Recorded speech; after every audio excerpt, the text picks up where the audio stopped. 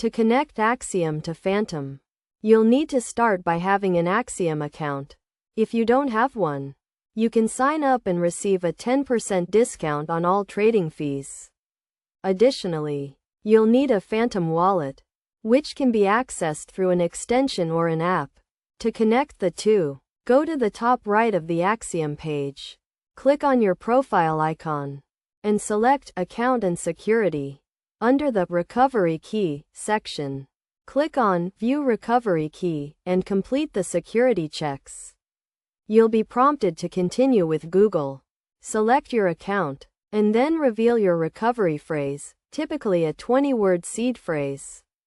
Copy this phrase. Then head to Phantom, click on your account name, and select the Add Connect Wallet option at the bottom. Choose Import Recovery Phrase and paste in the 20-word phrase you obtained from Axiom. Click Import Wallet to complete the connection.